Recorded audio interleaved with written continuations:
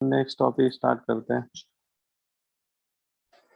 ठीक है, इसके बाद देखिए नेक्स्ट टॉपिक में एक बहुत इंपॉर्टेंट टॉपिक पहले कर लेते हैं। Dipole moment. डाइपोल मोमेंट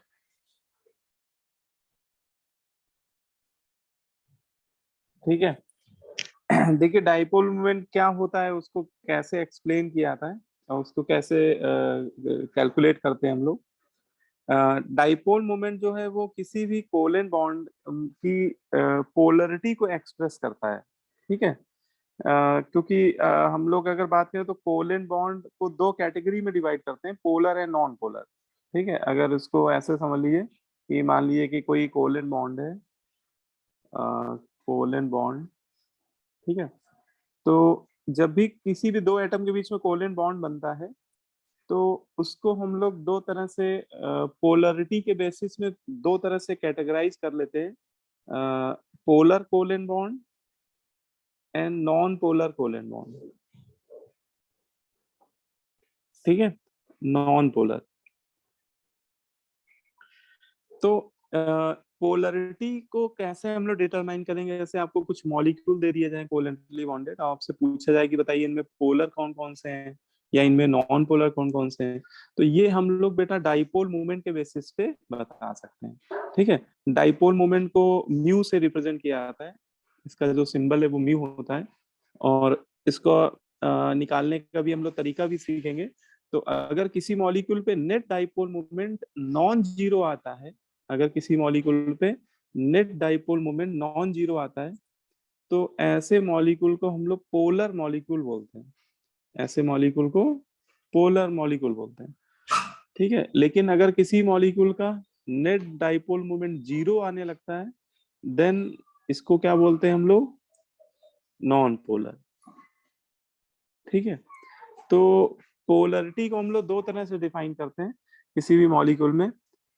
ठीक है, और ये पोलरिटी डाइपोल मोमेंट के रिस्पेक्ट में या डाइपोल मोमेंट के टर्म में मेजर की जाती है।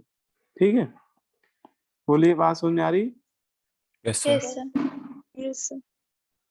है ना? तो इसमें सबसे पहले आपको ये लिखना है dipole moment express, dipole moment express express the polarity of a covalent bond, polarity of a covalent bond। ठीक है, तो डाइपोल मोमेंट जो होता है वो किसी भी कोवेलेंट बॉन्ड की पोलरिटी को एक्सप्रेस करता है। ठीक है, सेकेंड पॉइंट ये लिख सकते हैं, it is an vector quantity, it is a vector quantity. Dipole moment एक वेक्टर क्वांटिटी होता है, और इतना तो आप लोग सभी जानते हैं कि अगर वेक्टर क्वांटिटी है तो इसका अपना मैग्नीट्यूड भी होगा, उसकी अपनी डायरेक्शन भी होगी, है ना? वेक्टर क्वांटिटी का अपना मैग्नीट्यूड भी होता है और अपनी डायरेक्शन भी होती है। तो इसका अगर मैग्नीट्यूड की बात करें, है ना, वेक्टर क्वांटिटी है तो इसका अपना मैग्नीट्यूड भी होगा और डायरेक्शन भी होगी। ठीक है, अब देखिए डाइपोल मोमेंट की जो डायरेक्शन है, पहले डायरेक्शन आपको बताता हूँ। डाइपोल मोमेंट की डायरेक्शन जो होती है वो किसी भी मॉलिक्यूल में towards more electronegative atom consider की जाती है। ठीक है, डायरेक्शन क्या होती है, लिख लिए, towards more electronegative atom, towards more electronegative atom. ठीक है, डाइपोल मोमेंट की डायरेक्शन हमेशा मोर इलेक्ट्रोनेगेटिव एटम की तरफ होती है। ठीक है, जो भी दो एटम आपस में कोवेलेंट बॉन्ड बना रहे हैं उसकी तरफ उसकी वेक्टर की डायरेक्शन, इसको इस सिंबल से रिप्रेजेंट किया जाता है। एक एरो बना देते हैं और उसको हल्का सा कट कर देते हैं, है ना? ये इसका सिंबल होता है डाइपोल मोमेंट का। जैसे मान लो कि कोई मॉलिक्यूल है, सपोज HCl मॉलिक्यूल है, तो HCl मॉलिक्यूल में अगर हमसे पूछा जाए कि डाइपोल मोमेंट की डायरेक्शन क्या होगी, तो आप देख लीजिए कि इन दोनों में ज्यादा इलेक्ट्रोनेगेटिव कौन है, हाइड्रोजन और क्लोरीन में which one is more electronegative? Chlorine. Chlorine, chlorine. है ना? ठीक है, बहुत बढ़िया।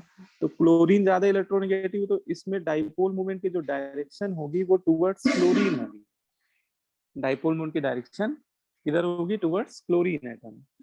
ठीक है, तो ऐसा कोई भी मॉलिक्यूल है जिसमें आप हमेशा ये ध्यान रखना कि कोवेलेंट बॉन्ड जब भी दो एटम के बीच में बनता है तो डाइपोल मोमेंट की डायरेक्शन हमेशा टुवर्ड्स मोर इलेक्ट्रोनेगेटिव एटम आती है। ठीक है, अब इसमें क्वेश्चन आता है कि ऐसा क्यों भाई, मोर इलेक्ट्रोनेगेटिव एटम की तरफ क्यों है इसकी डायरेक्शन, लेस इलेक्ट्रोनेगेटिव की तरफ क्यों नहीं है, इधर क्यों नहीं है। तो इसको ऐसे एक्सप्लेन किया जाता है कि बेटा whenever two atom form covalent bond, ठीक है, जैसे जब भी दो एटम क्या होते हैं आपस में मिलकर शेयरिंग करते हैं और कोवेलेंट बॉन्ड का फॉर्मेशन करते हैं, तो ये जो बॉन्ड पेयर है, देखो सारा लड़ाई का जड़ यही है ना, मतलब जो झगड़े का रीजन है वो यही है, जो ये बॉन्ड पेयर है इसमें एक इलेक्ट्रॉन ए का है और एक इलेक्ट्रॉन बी एटम का है, दोनों का एक एक इलेक्ट्रॉन है। ठीक है, लेकिन शेयरिंग करने के बाद क्या होता है कि इन दोनों में एक एटम ज्यादा इलेक्ट्रोनेगेटिव होता है, एक उसके रिस्पेक्ट में कम होता है ना। मान लो कि बी ज्यादा इलेक्ट्रोनेगेटिव है, सपोज मैंने मान लिया कि इलेक्ट्रोनेगेटिविटी बी की ज्यादा है, electronegative of B is greater than A, तो इसमें क्या होगा कि ये जो बॉन्ड पेयर है ये इसको अपनी तरफ पुल करेगा और इसको अपनी तरफ शिफ्ट करा लेगा, पार्शियली शिफ्ट करा लेगा। अच्छा, अभी अगर इस समय देखा जाए कि जिस समय ये बॉन्ड बना ही होगा उस समय आपसे मैं पूछूं कि ए एटम पे क्या चार्ज होगा, तो इनिशियली जैसे बॉन्ड बना होगा उस समय तो दोनों एटम क्या होंगे, न्यूट्रल होंगे, लेकिन जो ज्यादा इलेक्ट्रोनेगेटिव वाला होगा ना वो बॉन्ड पेयर को अपनी तरफ पुल करेगा और उसको शिफ्ट करा लेगा क्योंकि वो ज्यादा इलेक्ट्रोनेगेटिव है ना, वही उसकी इलेक्ट्रोनिटी डोमिनेंट है, तो वो पूरा पूरा जो बॉन्ड पेयर वो अपनी तरफ शिफ्ट करा लेगा। शिफ्ट कराने की वजह से तो क्या होगा कि जो बी एटम है इस पे एक पार्शियल निगेटिव चार्ज डेवलप हो जाएगा, इस पे क्या डेवलप हो जाएगा, partial negative negative charge. Charge, है ना, इस पे एक पार्शियल निगेटिव चार्ज डेवलप हो जाएगा और इससे जो बॉन्डेड ए एटम है उस पे पार्शियल पॉजिटिव चार्ज डेवलप हो जाएगा। ठीक है, तो ये जो पूरा मॉलिक्यूल है ये एक डाइपोल की तरह बिहेव करेगा, ये पूरा मॉलिक्यूल एक डाइपोल की तरह बिहेव करेगा।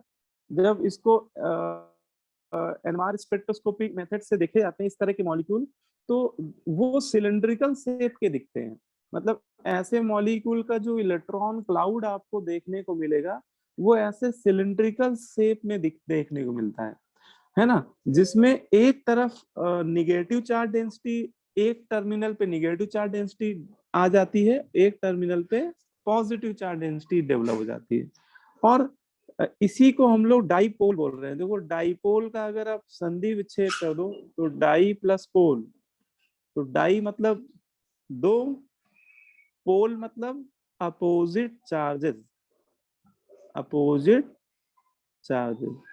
तो जब किसी मॉलिक्यूल में दो अपोजिट चार्ज है ना एक साथ एग्जिस्ट करने लगते हैं टर्मिनल पे, तो ऐसे मॉलिक्यूल को डाइपोल मॉलिक्यूल बोला जाता है।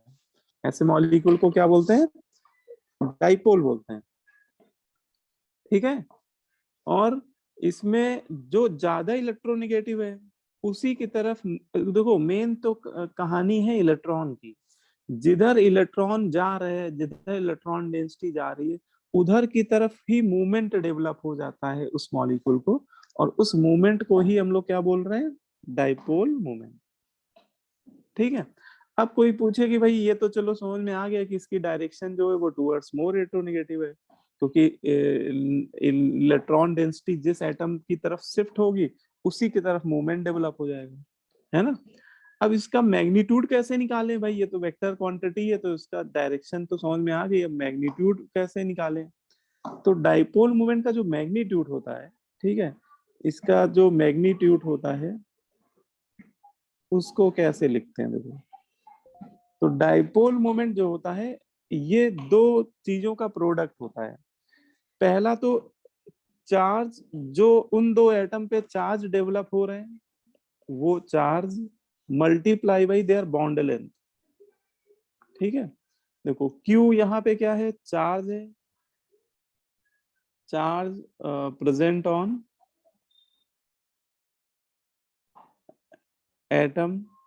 ठीक है, वो आप किसी भी एटम पे ले लो, ए एटम पे ले लो, क्योंकि बेटा यहाँ चार्ज का केवल मैग्नीट्यूड लेना होता है ना, क्योंकि देखो जितना मैग्नीट्यूड का निगेटिव चार्ज डेवलप हो रहा है बी एटम पे, उतना ही मैग्नीट्यूड का पॉजिटिव चार्ज डेवलप हो रहा होगा। तो चार्ज का मैग्नीट्यूड आप आइदर ए एटम पे ले लीजिए और बी एटम पे ले लीजिए, वो सेम ही आएगा। और इंटू डी क्या है, डी उन दोनों एटम के न्यूक्लियस के बीच का डिस्टेंस है, उसी को हम लोग क्या बोल रहे हैं, बॉन्ड लेंथ।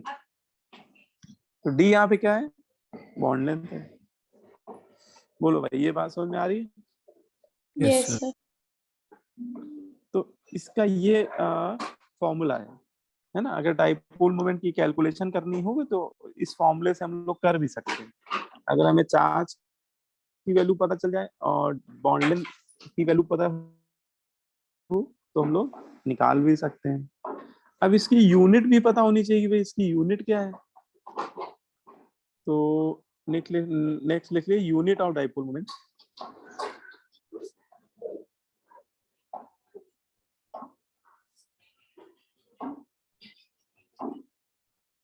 ठीक है, डाइपोल मोमेंट की जो स्टैंडर्ड यूनिट होती है वो डीबाई होती है। डाइपोल यूनिट की स्टैंडर्ड यूनिट क्या होती है, डीबाई। इसको कैपिटल डी से रिप्रेजेंट करते हैं। और ये डिवाइस की बेटा कौन सी यूनिट है, ये एसआई यूनिट है। ठीक है, डिवाइस की कौन सी यूनिट है, एसआई यूनिट है ना। डिबाई यूनिट, जब डिबाई यूनिट जो होती है उसमें जो चार्ज होता है, चार्ज कूलॉम में लेते हैं और बॉन्ड लेंथ किस में लेते हैं, मीटर में। ठीक है, तो एक्चुअली कूलॉम मीटर को ही डिबाई बोला गया है, कूलॉम इंटू मीटर को ही डिवाई बोला गया। और इसका जो सीजीएस यूनिट है, सीजीएस यूनिट ये भी लिख लीजिए, इसका सीजीएस यूनिट होता है ईएसयू इंटू सेंटीमीटर। इसका सीजीएस यूनिट क्या होता है, ईएसयू इंटू सेंटीमीटर। अच्छा, एक रिलेशन भी आपको बता देता हूँ, कभी आपको डिबाई और ईएसयू सेंटीमीटर में एक कन्वर्ट करना हो कन्वर्जन के पॉइंट ऑफ व्यू से, तो ये यूनिट होती है। एक डिबाई में 10⁻18 ईएसयू सेंटीमीटर होते हैं। एक डिबाई में 10⁻18 से ईएसयू सेंटीमीटर होते हैं। ईएसयू चार्ज की सीजीएस सिस्टम में यूनिट होती है ना। ईएसयू जो होता है वो चार्ज की सीजीएस सिस्टम में यूनिट होती है ना। ये बात पता थी आपको? No sir. सर अच्छा, तो कूलॉम तो सभी को पता ही होगा, कूलॉम एक्चुअली एसआई यूनिट होती है चार्ज की, लेकिन चार्ज की सीजीएस सिस्टम में यूनिट होती है ईएसयू। अच्छा, एक इलेक्ट्रॉन पे कितना चार्ज होता है कूलॉम में? Sir 1.6 into 10⁻⁻19। 1.6 10⁻⁻19 कूलॉम, बहुत बढ़िया। आप इसमें एक ये भी आप लोग लिख लीजिए कि एक इलेक्ट्रॉन पे चार्ज कूलॉम में इतना होता है, लेकिन ईएसयू में कितना होता है ना। क्योंकि यहाँ पे कई बार क्वेश्चन कई बार ऐसे मिलेंगे जिसमें आपको ये ईएसयू वाली यूनिट को यूज करना पड़ेगा। तो ईएसयू में इतना होता है, एक इलेक्ट्रॉन का चार्ज ईएसयू में होता है 4.8 मल्टीप्लाई 10⁻⁻10।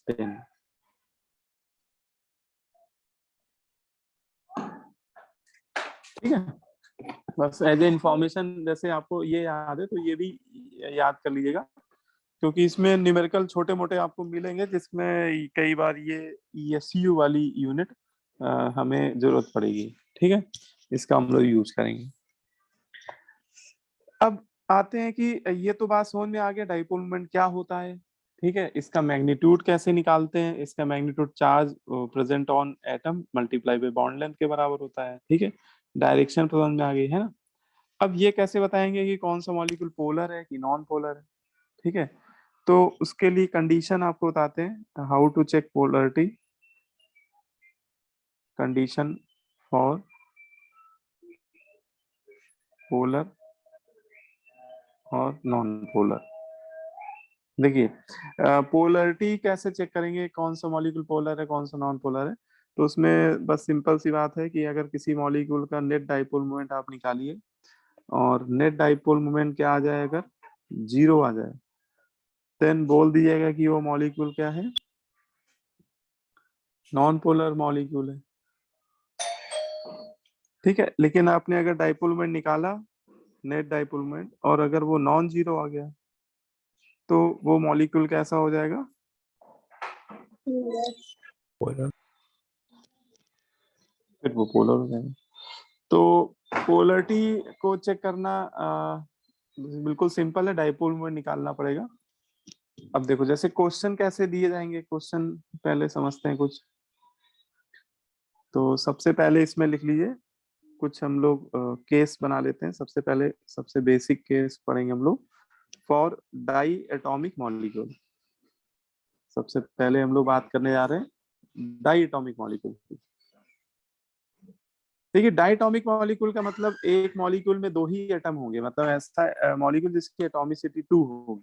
ठीक है, अब जैसे डाइटॉमिक में एक मॉलिक्यूल आपने ले लिया HF और एक ले लिया F2, है दोनों ही डाइटॉमिक, लेकिन इसमें जो HF है ये आपका पोलर मॉलिक्यूल है और F2 जो है वो नॉन पोलर है ना। कैसे ये बात कह रहे हैं, इसमें देखिए फ्लोरीन और ऑक्सीजन में फ्लोरीन क्या है, मोर इलेक्ट्रोनेगेटिव है। तो ये जो सिग्मा इलेक्ट्रॉन है वो फ्लोरीन अपनी तरफ क्या कर लेगा, शिफ्ट कर लेगा। ठीक है, फ्लोरीन पे आ जाएगा डेल्टा निगेटिव चार्ज और हाइड्रोजन पे आ जाएगा डेल्टा पॉजिटिव चार्ज। ठीक है, तो इस पे एक डाइपोल मोमेंट एराइज हो जाएगा। ठीक है, और वो डाइपोल मोमेंट क्या है, नॉन जीरो है, इसलिए इसको हम लोग क्या बोलेंगे, इसको हम लोग पोलर बोलेंगे। ठीक है, Yes, है sir. ना। लेकिन F2 में दोनों फ्लोरीन एटम की इलेक्ट्रोनिटी सेम है, तो जितनी पावर से ये खींच रहा होगा इलेक्ट्रॉन उतनी पावर से ये भी पुल कर रहा होगा, लेकिन इलेक्ट्रॉन किसी भी फ्लोरीन एटम की तरफ शिफ्ट ही नहीं हो रहे होंगे क्योंकि दोनों की इलेक्ट्रोनेगेटिविटी सेम है। तो जब शिफ्टिंग हो ही नहीं रही होगी, ये बॉन्ड पर किसी भी फ्लोरीन की तरफ शिफ्ट ही नहीं हो रहा होगा, तो इन पे जो चार्ज रहेगा वो परमानेंटली जीरो रहेगा। इन एटम पे परमानेंटली कितना चार्ज रहेगा, चार्ज जो आएगा वो जीरो ही रहेगा क्योंकि बॉन्ड पेयर की शिफ्टिंग ही नहीं हो रही है। और जब चार्ज ही जीरो होगा तो डाइपोल मोमेंट क्या होता है, चार्ज इनटू बॉन्ड लेंथ। लेकिन अगर चार्ज ही जीरो हो गया तो बॉन्ड लेंथ क्या हो जाएगा, सॉरी डाइपोल मोमेंट जीरो हो जाएगा। जीरो का मतलब कैसा मॉलिक्यूल हो जाएगा, नॉन पोलर। नॉन पोलर हो जाएगा। तो डाई एटॉमिक मॉलिक्यूल में तो बहुत आसान होता है पहचानना। आप बस इतना देख लीजिएगा कि जिन भी दो एटम के बीच में सिंगल बॉन्ड या डबल बॉन्ड या ट्रिपल बॉन्ड जो भी कोवेलेंट बॉन्ड बन रहा है, अगर दोनों की इलेक्ट्रोनिटी अलग है तो बोल दीजिएगा पोलर है, अगर दोनों सेम इलेक्ट्रोनेगेटिव एटम है तो नॉन पोलर है ना। जैसे एक आपको छोटा सा क्वेश्चन चलो देता हूँ, आप लोग बताइए, identify identify the polar molecule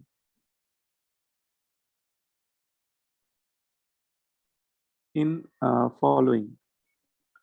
ठीक है, कुछ मॉलिक्यूल मैं लिखूंगा, आप लोग फिर बताइएगा कि इसमें पोलर कौन कौन सा है, और जिससे पूछोगा वही बताइएगा। अटेम्प्ट तो सभी को करने हैं।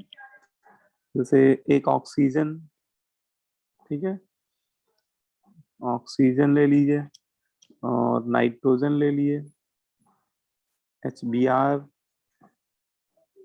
ICl, ठीक है, कार्बन डाइऑक्साइड।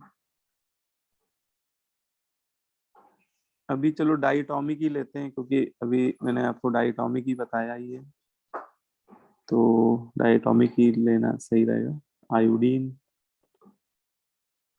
ठीक है, और Cl2,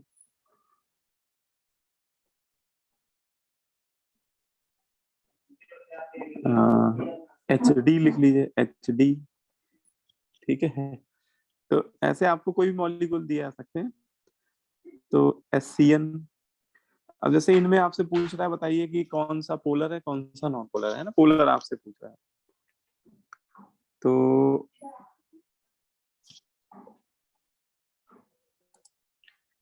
बताओ भाई, कौन बताएगा?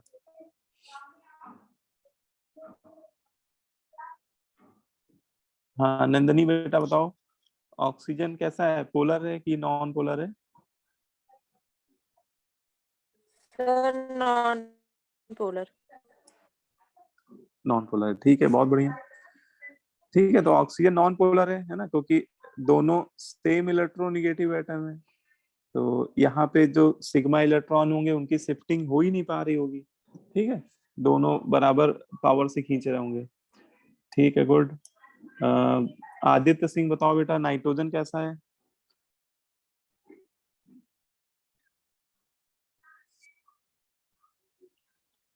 Aditya Singh, roll number 2। Yes sir, nitrogen तो हाँ नॉन पोलर है सर।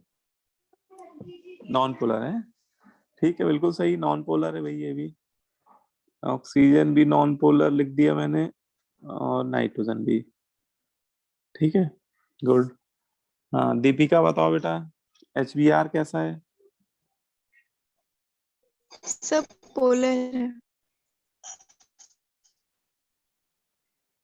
पोलर है ना, ठीक, वेरी गुड। जूही बताओ बेटा, ICl सब कैसा है? पोलर।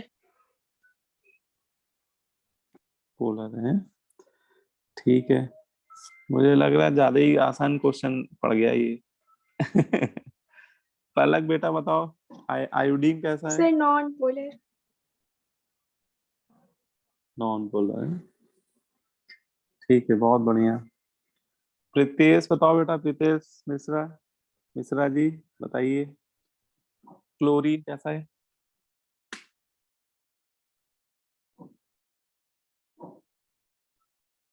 मिश्रा जी सुन ही नहीं रहे। वसुंधरा बेटा तुम बताओ, क्लोरीन कैसा है?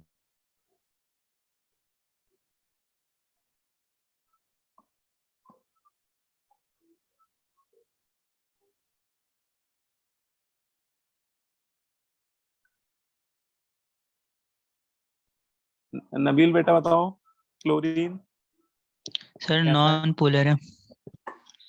नॉन पोलर है, शाबाश। अच्छा ये बताओ, HD कैसा है? HD, polar. मोहम्मद फयाद, मोहम्मद फयाद बताओ।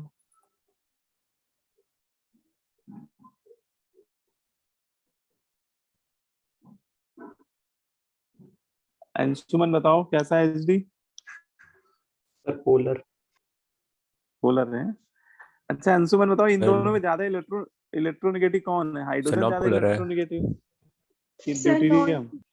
सर जैसे कि D और H दोनों हाइड्रोजन ही है सर, जो आइसोटोप से दोनों। Yes sir. ये देखो, इसको समझ लो, इसमें कई बार बच्चे कंफ्यूज होते हैं। देखो हाइड्रोजन ड्यूटेरियम, बिल्कुल सही बात है कि ड्यूटेरियम हाइड्रोजन का आइसोटोप है, लेकिन दोनों की इलेक्ट्रोनेगेटिविटी अलग अलग होती है। मतलब अगर आप इलेक्ट्रोनेगेटिविटी स्केल पे देखें तो हाइड्रोजन की इलेक्ट्रोनेगेटिविटी ज्यादा होती है ड्यूटेरियम से, है ना। और अगर ट्राइटियम कभी दे दिया, उसे ट्राइटियम रेडियो एक्टिव है, वो जनरली मिलेगा नहीं आपको देखने में। लेकिन अगर आपको दे दिया जाए तो ये ऑर्डर होता है, मतलब हाइड्रोजन, ड्यूटेरियम ट्राइटियम में सबसे ज्यादा इलेक्ट्रॉन हाइड्रोजन, ड्यूटेरियम, फिर सेकेंड नंबर में ड्यूटेरियम, फिर ट्राइटियम। वैसे थोड़ा ही थोड़ा डिफरेंस होता है, लेकिन सेम नहीं होती है। तो इसमें जो सिग्मा इलेक्ट्रॉन है वो हाइड्रोजन शिफ्ट करा लेगा, तो उस पे चार्ज डेवलप जरूर होगा, ऐसा नहीं कि मूवमेंट आएगा नहीं, मूवमेंट आएगा, स्मॉल टाइप का एक मूवमेंट आएगा। इसलिए हम लोग को इसको पोलर ही कहना पड़ेगा, है ना। और लास्ट में आकाश बेटा बताओ, आकाश चौधरी,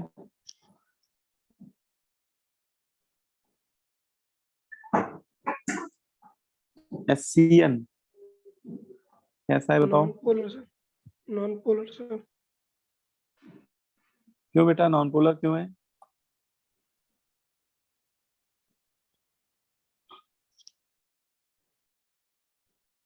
है ना, देखो इसमें कार्बन नाइट्रोजन की इलेक्ट्रॉन देखो तो वो भी अलग है, और कार्बन हाइड्रोजन में भी डिफरेंस है, दोनों ही तरफ डिफरेंस है, तो कैसे हो रहा है नॉन पोलर?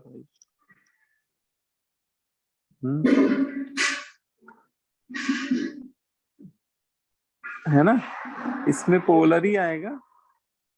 Yes. अच्छा जैसे ये एग्जांपल मैंने ट्राई एटॉमिक का ले लिया है, तो देखो जैसे डाई एटॉमिक में तो बहुत आसान होता है, बस आप क्योंकि वहां पे एटम, वहां जो बॉन्ड बन रहा होता है, ये दरवाजा बंद कर लो भाई, वहां जो बॉन्ड बन रहा होता है वो दो ही एटम के बीच में बन रहा होता है ना, दो ही एटम की से बॉन्ड बन रहा होता है। लेकिन ट्राई एटॉमिक मॉलिक्यूल या टेट्रा एटॉमिक मॉलिक्यूल में एक से ज्यादा कोवेलेंट बॉन्ड बनेंगे, तो आपको वहां पे इंडिविजुअली पहले देखना होगा। जैसे एच और कार्बन और नाइट्रोजन के बीच में देखो, तो नाइट्रोजन ज्यादा इलेक्ट्रोनेगेटिव, तो इसका वेक्टर मैंने जो है वो कर दिया नाइट्रोजन की तरफ, है ना। अब एक इसमें मूवमेंट इधर भी तो बन रहा होगा, कार्बन हाइड्रोजन के बीच में भी तो शिफ्टिंग हो रही होगी, और कार्बन हाइड्रोजन में भी कार्बन ही ज्यादा इलेक्ट्रोनेगेटिव है, तो इसका वेक्टर भी किधर आ रहा होगा, कार्बन पे। अब यहाँ पे आप वेक्टर थ्योरी लगा सकते हो कि एक पॉइंट पे, जैसे इसके सेंट्रल एटम पे, एक्चुअली जब ट्राइटॉमिक या पॉलीटॉमिक मॉलिक्यूल होता है तो हमेशा सेंट्रल एटम पे नेट निकालते हैं रिजल्टेंट, तो आप समझिए कि सेंट्रल एटम पे जो नेट मूवमेंट लग रहा होगा वो दोनों के सम के क्या होगा, बराबर हो जाएगा, क्योंकि दो वेक्टर 0 डिग्री पे हैं, तो इसका नेट डाइपोल मूवमेंट क्या होगा, म्यू 1 प्लस म्यू 2 हो जाएगा, जो कि क्या है, नॉन जीरो है ना, इसलिए ये क्या है, पोलर है। ठीक है, तो अगर एक से ज्यादा मॉलिक्यूल दिए हो ना, तो वहां पे आप रिजल्टेंट देख लीजिएगा कि रिजल्टेंट मूवमेंट कैसा आ रहा है। अगर रिजल्टेंट 0 आ रहा है तो नॉन पोलर बोल दीजिएगा, लेकिन अगर रिजल्टेंट नॉन जीरो आ रहा है तो वो पोलर हो जाएगा। ठीक है, क्लियर। अब इसमें केस नंबर 2 पे आते हैं, चलो। देखो डाइटॉमिक तो बहुत सिंपल है, उसमें केवल इलेक्ट्रोनेगेटिविटी बस देख लो। लेकिन अगर आपको कोई ट्राइटॉमिक मॉलिक्यूल दिया जाए, ठीक है, तो कैसे देखेंगे, तो देखो डाइटॉमिक के आगे फिर ट्राई हो चाहे टेट्रा हो चाहे पेंटा हो, फिर आपको एक ही कॉन्सेप्ट ध्यान रखना है कि आपको केवल इलेक्ट्रोनेगेटिविटी देख के आंसर नहीं देना है, आपको क्या करना है, पहला उसका शेप बनाना होगा, है ना। आपको क्या करना होगा, first draw the shape of molecule, first draw the shape of molecule as per hybridization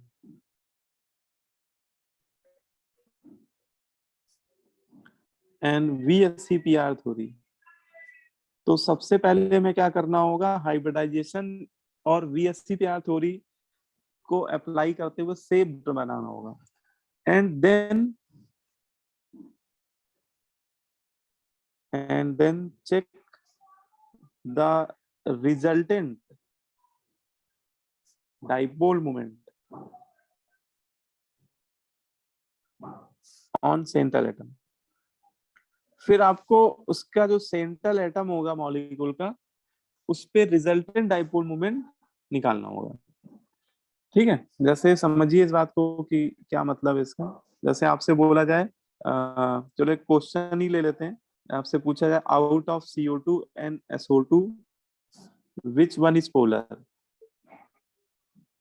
आपसे पूछा है कि बताओ CO2 और SO2 में कौन पोलर है। ठीक है, तो SO2। So हाँ, आंसर SO2 है, बिल्कुल सही कह रहे हो। तो इसको हम लोग कैसे बताएंगे, तो सबसे पहले तो हम लोग इस पे दोनों का शेप ड्रॉ करेंगे। अब देखो शेप के लिए पहले हाइब्रिडाइजेशन निकालना पड़ेगा, तो कार्बन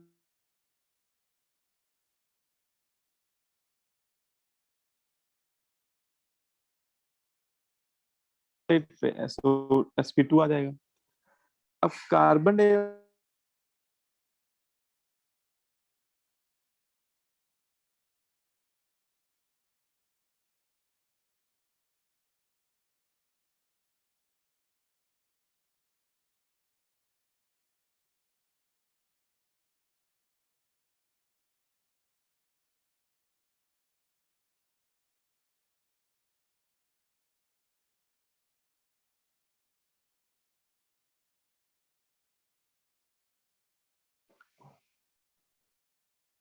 इसमें आपको 2 कोवेलेंट बॉन्ड दिख रहे हैं, तो दोनों तरफ आपको चेक करना होगा कि एक बार आप एक तरफ वाला बॉन्ड मत देखो, केवल एक ही तरफ वाला देखो कि ये कार्बन ऑक्सीजन में which one is more electronegative, तो ऑक्सीजन है, तो इधर का जो डाइपोल मोमेंट होगा वो ऑक्सीजन की तरफ डेवलप होगा, उसको मैंने म्यू बोल दिया।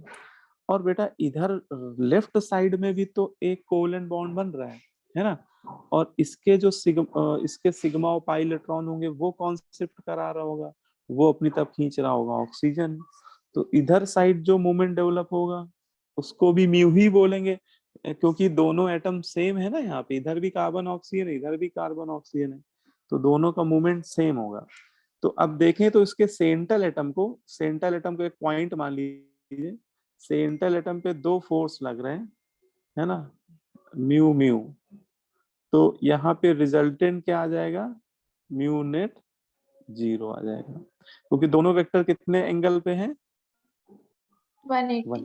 180। ठीक है। लेकिन इसका मतलब ये नॉन पोलर हो गया, कार्बन डाइऑक्साइड कैसा हो गया, नॉन पोलर। लेकिन SO2 में आप देखें तो सल्फर ऑक्सीजन का एक मूवमेंट ऑक्सीजन की तरफ डेवलप होगा म्यू, और एक इधर डेवलप होगा म्यू। अच्छा, एक लोन पेयर के बारे में बता देते हैं कि लोन पेयर भी जो होता है ना, उसका भी एक स्मॉल डाइपोल मोमेंट होता है, क्योंकि जो लोन पेयर होता है उसमें इलेक्ट्रॉन, लोन पेयर एक हाइब्रिड ऑर्बिटल में होता है, और हाइब्रिड ऑर्बिटल सिलेंड्रिकल टाइप का शेप होता है, तो उसमें इलेक्ट्रॉन एक ही तरफ शिफ्ट हो जाते हैं, एक टर्मिनल पे शिफ्ट हो जाते हैं, जिसकी वजह से क्या होता है कि डेल्टा निगेटिव चार्ज टर्मिनल पे आएगा और सेंट्रल एटम पे थोड़ा डेल्टा पॉजिटिव चार्ज भी आएगा। तो लोन पेयर का भी अपना एक मूवमेंट होता है, डाइपोल मूवमेंट, वो वैसे बहुत स्मॉल होता है, मतलब ऐसा नहीं कि बहुत ज्यादा होता है, but small but finite, small होता है, बट उसको 0 नहीं बोल सकते हैं उसको, मतलब ये इसका मतलब ये नहीं कि उसको आप कंसीडर ही ना करो, ऐसा मत करना है ना, उसको मानना जरूर कि हाँ है, उसको बिल्कुल इग्नोर भी नहीं करते हैं। हाँ, मैग्नीट्यूड में बहुत कम होता है वो। अब देखो इसमें आप रिजल्टेंट्स को समझिए कि दो म्यू और म्यू का रिजल्टेंट कहीं नीचे की तरफ आएगा, है ना, म्यू और म्यू का रिजल्टेंट देखो नीचे की तरफ आएगा यस डॉटवर्ड, सर। और Yes. एक उसका उसको अपोज कर रहा होगा ये लोन पेयर, है ना, तो लेकिन म्यू डैश बहुत कम है, तो वो 0 नहीं कर पाएगा, उसको पूरी तरह से इग्नोर, मतलब पूरी तरह से नेग्लेक्ट नहीं कर पाएगा, क्योंकि म्यू म्यू का रिजल्टेंट लगभग ये एंगल 118 डिग्री होता है, मोटा मोटा 120 मान लें अगर हम लोग, तो ये म्यू रूट 2 आ जाएगा, है ना, म्यू म्यू का रिजल्टेंट 120 पे कितना आएगा, म्यू रूट 2, और ये उसकी कंपेरिजन में बहुत कम होगा, तो 0 तो नहीं आएगा, ये वैल्यू क्या हो जाएगी, mu root 2 minus mu dash, और ये 0 नहीं होगी, है ना। इसका मतलब ये मॉलिक्यूल कैसा हो जाएगा, ये पोलर हो जाएगा, ठीक है। तो सल्फर डाइऑक्साइड आपका एक पोलर मॉलिक्यूल है, और कार्बन डाइऑक्साइड आपका नॉन पोलर है, ठीक है। बोलो, बात समझ में आ रही। Yes, sir. Yes, sir. लेकिन जैसे आपको कभी ये लिख के दे दिया जाए, आपको एक ऐसा मॉलिक्यूल लिख के दिया जा सकता है, कॉस करके दिया जा सकता है, कॉस, ठीक है। बहुत रेयर है कि आपको देखने को मिले, लेकिन कुछ अगर आप लगाओगे क्वेश्चन तो कहीं ना कहीं आपको मिलेगा, जेडीली में भी ये जगह दिया होगा कॉस करके, है ना, जैसे मैथ में होता है ना कॉस थीटा साइन थीटा, तो कॉस ट्रिग्नोमेट्री जो वाला। होता है, हाँ ट्रिग्नोमेट्री, यहाँ पे कॉस का मतलब क्या है, ये एक मॉलिक्यूल है, इसका सेंट्रल एटम कार्बन है, एक तरफ डबली बॉन्डेड ऑक्सीजन है, एक तरफ डबली बॉन्डेड सल्फर है, ये इसका स्ट्रक्चर है। और आपसे कोई पूछे कि जो कॉस मॉलिक्यूल है ये पोलर है कि नॉन पोलर, तो बताइए क्या बोलेंगे इसको, पोलर सर, पोलर। हाँ, तो ये पोलर हो जाएगा, गुड, क्योंकि इसमें ऑक्सीजन कार्बन के बीच का मूवमेंट इधर डेवलप होगा, है ना, उसको मैंने म्यू1 बोल दिया, और कार्बन सल्फर का भी इधर डेवलप होगा, लेकिन इसका मैग्नीट्यूड म्यू2 होगा, आल्दो म्यू2 म्यू1 से कम होगा, उसका रीजन है कि ऑक्सीजन ज्यादा इलेक्ट्रोनेगेटिव है सल्फर से, तो ये ज्यादा तगड़े से खींचेगा इसका बॉन्ड पेयर, तो इस पे जो डेल्टा निगेटिव चार्ज आएगा ऑक्सीजन पे, वो सल्फर के डेल्टा निगेटिव से ज्यादा आएगा, इसलिए इसका मूवमेंट ज्यादा होगा, है ना। इस वजह से इसका जो म्यू नेट आएगा वो आ जाएगा μ1 माइनस μ2, और वो नॉन जीरो होगा। नॉन जीरो का मतलब उसको क्या बोलेंगे, पोलर बोलेंगे, ठीक है। Yes, sir. तो इसको फिर पोलर बोलना पड़ेगा, ठीक है। तो ये हो गया। अब जैसे ये आगे नेक्स्ट केस बना लेते हैं, case number 4 for tetra atomic molecule, है ना। देखिए टेट्रा एटॉमिक मॉलिक्यूल में जैसे ले लीजिए, क्वेश्चन कई बार आपको पूछा जाएगा, कंपेयर डाइपोल मोमेंट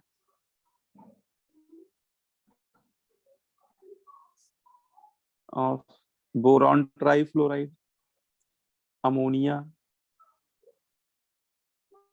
ठीक है। इन दोनों में कंपेयर करना है डाइपोल मोमेंट, ये दोनों ही टेट्रा एटॉमिक मॉलिक्यूल है। तो बोरॉन ट्राइफ्लोराइड अगर देखें BF3 मॉलिक्यूल, इसके 0 होगी। तो इसका 0 आएगा, है ना। यस, ठीक है, करेक्ट। क्यों 0 आएगा? क्योंकि 3 वो लगेंगे और 120 डिग्री एंगल पे लगेंगे, तो सर रिजल्टेंट 0 हो जाएगा। हाँ, बहुत बढ़िया। तो आपको अगर शेप पता है तो फिर डाइपोल मोमेंट बताने में कोई समस्या ही नहीं होगी, है ना। पॉलीएटॉमिक मॉलिक्यूल में अगर आपको हाइब्रिडेशन निकालना आता है, शेप वाली टेबल याद होनी चाहिए। तो sp3 में BF3 में sp2 आएगा, इसका शेप होगा प्लेनर ट्राइगोनल, है ना। तो प्लेनर ट्राइगोनल ऐसा बनेगा, है ना। और इसके जो बॉन्ड एंगल है वो सब 120 पे होंगे एक दूसरे के रिस्पेक्ट में।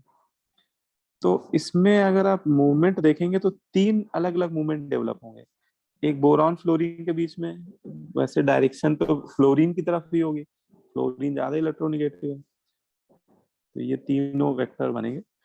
लेकिन अब यहाँ पे लामीज थ्योरम लग जाएगी कि एक पॉइंट पे अगर 3 वेक्टर लग रहे हैं, 3 है ना, वेक्टर एक्ट कर रहे हैं, और तीनों का मैग्नीट्यूड सेम हो, तीनों के बीच का बॉन्ड एंगल कितना है, 120, तो रिजल्टेंट क्या हो जाता है, यहाँ पे 0 आएगा। ये पता है ना आपको Lami's theorem, Yes. Yes, yes sir. Sir. है ना। लामीज थ्योरम वैसे जितने भी पॉलीगॉन है ना सबके लिए लगती है, ये मतलब ऐसा नहीं कि इसी के लिए यस लग सर। रही है। एवरी रेगुलर पॉलीगॉन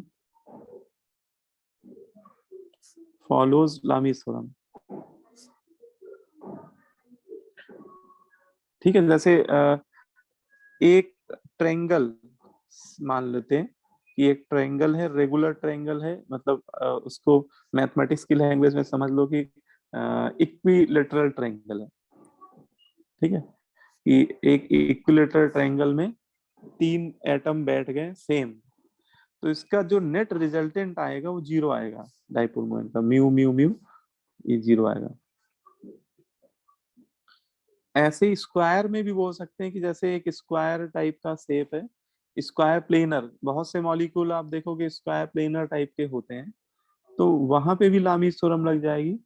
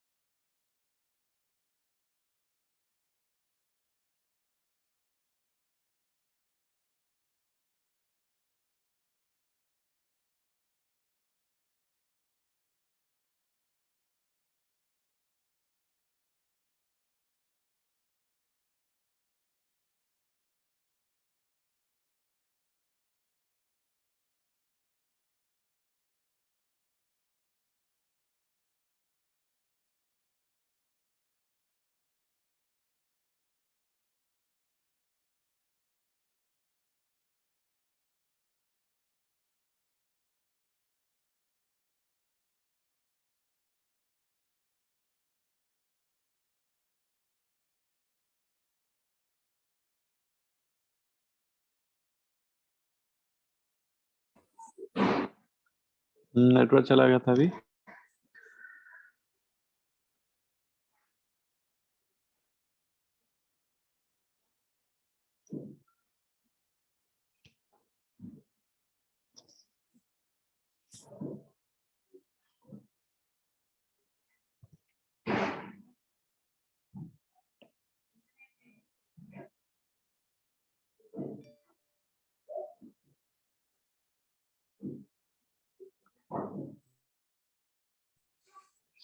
है ना, देखो एक शेप ये भी आप लोगों ने पढ़ा था, टीबीपी शेप।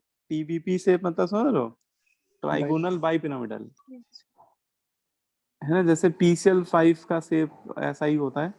तो इसका भी नेट अगर डाइपोल मोमेंट आप निकालोगे तो जीरो ही आएगा, क्योंकि बी बी कैंसिल कर देंगे एक दूसरे के रिस्पेक्ट में, एक दूसरे का मोमेंट 180 पे आ गए। और ये जो तीनों बी बैठे हुए हैं ये इक्विलेटरल ट्रायंगल पे बैठे हुए हैं, तो इन तीनों का अपना जीरो हो जाएगा, मतलब ओवरऑल देखोगे तो जीरो ही आएगा। ऐसे एक ऑक्टाहेड्रल शेप होती है, ऑक्टाहेड्रल शेप में भी नेट डाइपोल मोमेंट जीरो ही आता है ना। तो ये Yes, sir. पॉलीगॉन थ्योरम जो है ये कई सारे मॉलिक्यूल में आपको लगती हुई दिखाई देगी, है ना। लेकिन उसके लिए बस एक ये भी ध्यान रखना कि जो टर्मिनल में जो एटम बैठे हुए हैं ये किसी भी पॉलीगॉन के लिए कह सकते हो, वो सब सेम होने चाहिए, है ना। अगर एक भी चेंज, अगर जैसे यहाँ पे टीबीपी शेप में सारे बी बी बी अगर सेम है, पांचों बी सेम है, तब तो जीरो आएगा।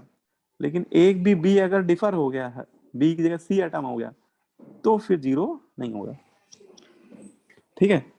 अब जैसे ये है ऑक्टाहेड्रल में हर जगह इसकी चारों इक्विटोरियल पोजीशन और दोनों एक्सियल पे अगर सेम एटम बैठ जाए, है ना, तो इसका जीरो आ जाएगा नेट डाइपोल मोमेंट। तो ये लामीज थ्योरम का रिजल्ट है, मतलब ये कई बार हम लोग डायरेक्ट भी देख के बोल सकते हैं ऐसे। तो BF3 में तो खैर जीरो आ गया। अब अगर NH3 का निकालें तो NH3 में sp3 आ रहा है, एक लोन पेयर आ रहा है, तो इसका शेप कैसा होगा, पिरामिडल होगा। और एक बात आपको बताते हैं, अगर सेंट्रल एटम पे लोन पेयर आ गया, समझना मेरी बात, अगर सेंट्रल एटम पे लोन पेयर आ गया तो 99% केस में देखोगे कि डाइपोल मोमेंट जीरो नहीं आएगा।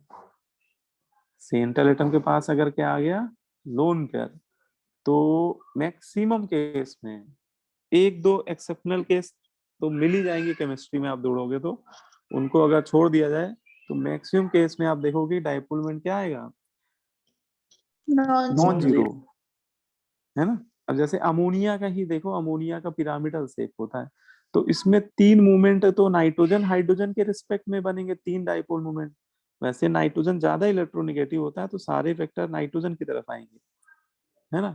तो नाइट्रोजन ज्यादा इलेक्ट्रोनेगेटिव, तो तीनों वेक्टर नाइट्रोजन की तरफ, ये तीनों वेक्टर नाइट्रोजन तरफ। तो ये म्यू म्यू म्यू अगर देखें तो म्यू म्यू म्यू, इन तीनों का रिजल्टेंट ऊपर की तरफ आएगा, है ना। देखो थोड़ा सा 3D विजुलाइज करो, क्योंकि Yes, sir. ये वाला एटम बाहर आ रहा है प्लेन से और ये वाला अंदर जा रहा है प्लेन के, ठीक है। तो इनका तीनों का रिजल्टेंट ऊपर आएगा, कुछ मान लेते हैं म्यू वन। अच्छा, लोन पेयर का अपना कुछ होता है, बहुत स्मॉल होता है, लेकिन जीरो तो नहीं होता है, स्मॉल बट फाइनाइट बोलते हैं। तो यहाँ पे नेट अगर देखोगे तो वो तो ऐड होता दिख रहा है अभी, इन तीनों का रिजल्टेंट देखो, म्यू म्यू म्यू, इसका रिजल्टेंट ऊपर आ गया और इसका अपना पहले ही से है लोन पेयर का, तो दोनों वेक्टर क्या हो गया, 0 डिग्री पे आ गया, तो ऐड हो गया ना। तो ये आ गया नॉन जीरो। नॉन जीरो मतलब क्या आ गया, पोलर। तो अमोनिया पोलर है, लेकिन जो बोरॉन ट्राइफ्लोराइड था वो कैसा निकला, वो आपका Non. नॉन पोलर, ठीक है। तो ऐसे मतलब आपको कंपेयर कराया जा सकता है, मतलब एक क्वेश्चन एनसीईआरटी का भी बहुत फेमस क्वेश्चन है ना, मतलब ये आपके स्कूल पेपर या मेंस के पेपर में आ ही, मतलब ये समझ लीजिए कि बहुत ज्यादा पूछा गया है ना। कंपेयर डाइपोल, मतलब वो लोग ऑब्जेक्टिव में, ऑब्जेक्टिव फॉर्मेट में पूछ सकते हैं, लेकिन मैं आपको रीजनिंग क्वेश्चन के फॉर्म में दे रहा हूँ। Compare dipole moment of NH3 and NF3, या आपसे पूछ दिया जाएगा out of NH3 and NF3 which one is more polar.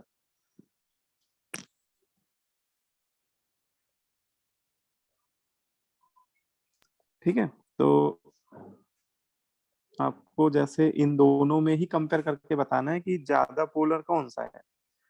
अच्छा, क्वेश्चन के पूछने के तरीके से समझ में आ रहा है कि है तो दोनों ही पोलर, लेकिन यहाँ पे कह रहा है Yes. कि मोर पोलर कौन सा है ना, तो मोर पोलर मतलब जिसका डाइपोल NH3. मोमेंट ज्यादा आएगा वो ज्यादा पोलर होगा, है ना। कौन सा है? NH3। Yes, sir. हाँ ठीक है, अगर आपने NCERT पढ़ी होगी तो आपको हो सकता है ये याद हो पहले से ये मतलब पहले से पता हो, लेकिन अगर आप स्ट्रक्चर से भी सोचेंगे, मान लो ये क्वेश्चन पहले से नहीं भी आपने किया हुआ है, तो स्ट्रक्चर आपको पता है तो सब कुछ बता ले जाओगे, उसमें फिर कुछ याद करने की जरूरत नहीं है।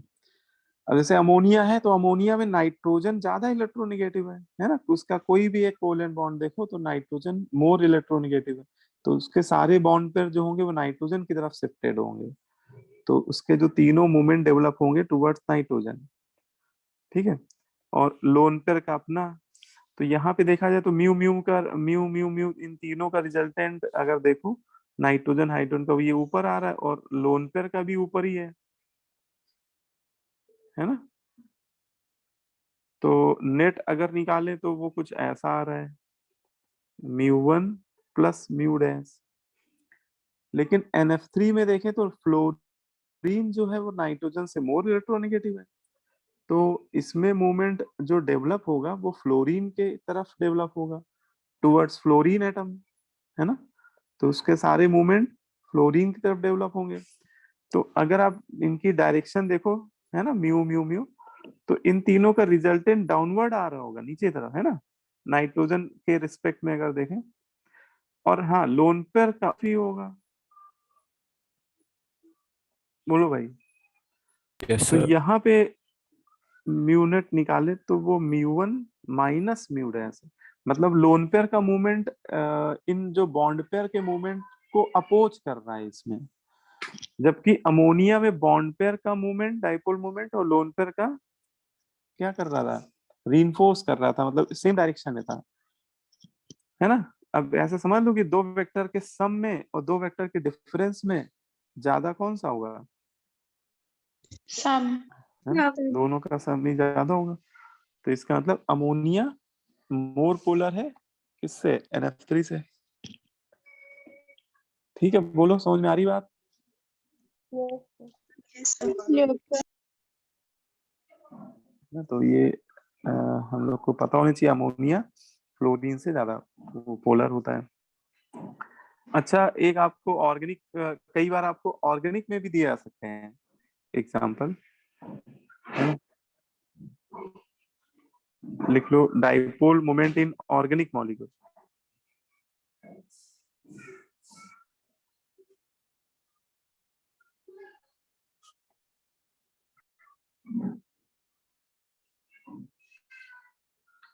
तो देखो डाइपोल मोमेंट अगर ऑर्गेनिक मॉलिक्यूल में देखें तो ऑर्गेनिक मॉलिक्यूल में एरोमेटिक कंपाउंड में ज्यादा क्वेश्चन बनते हैं।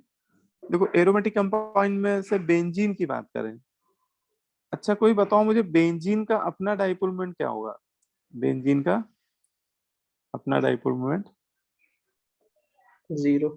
Zero. Zero. जीरो, है ना, बिल्कुल सही बात है। बेंजीन का अपना डाइपोल मोमेंट 0 होता है, तभी बेंजीन जो होता है वो नॉन पोलर सॉल्वेंट की तरह यूज भी किया जाता है, क्योंकि इसमें कार्बन के साथ हाइड्रोजन अटैच्ड है, तो इसमें मूवमेंट तो डेवलप हो रहा होगा कार्बन हाइड्रोजन के बीच में, कार्बन ज्यादा इलेक्ट्रोनेगेटिव और इसमें भी कार्बन की तरफ ही आएगा, लेकिन ये दोनों एक दूसरे के रिस्पेक्ट में देखो 180 पे आ गए, दोनों के वेक्टर अगर देखो तो कैंसल आउट कर रहे हैं। ऐसे ही देखो तो इसकी सेकेंड पोजीशन के दोनों हाइड्रोजन का भी मूवमेंट क्या हो रहा है, उसके सामने जो हाइड्रोजन है वो आमने सामने के जो हाइड्रोजन का मूवमेंट है वो कैंसिल आउट हो रहा है। तो बेंजीन का बेटा नेट डाइपोल मोमेंट क्या होता है, 0 होता है, और बेंजीन एक नॉन पोलर लिक्विड के तरह, नॉन पोलर सॉल्वेंट की तरह यूज भी किया जाता है। अब देखो आपको अगर बेंजीन में कोई ग्रुप लगा के दे दिया जाए, देखो बेंजीन का अपना डाइपोल मोमेंट 0 होता है। बेंजीन का अपना डाइपोल मोमेंट क्या होता है? 0। लेकिन आपको क्वेश्चन कैसे पूछा जाएगा कि बेंजीन में कोई ग्रुप लगा के दे देगा और फिर पूछेगा। जैसे बेंजीन में उसने लगा दिए दो Cl लगा दिए एक दूसरे की आर्थो पोजीशन पे। बेंजीन में फिर उसने क्या, अगले केस में 2 Cl लगा दिए एक दूसरे की मेटा पोजीशन पे, फिर 2 Cl लगा दिए एक दूसरे की पैरा पोजीशन पे, और पूछा कि बताओ इनका डाइपोल मोमेंट का ऑर्डर क्या है इन तीनों कंपाउंड में। अगर आपसे पूछा जाए ऑर्डर ऑफ डाइपोल मोमेंट,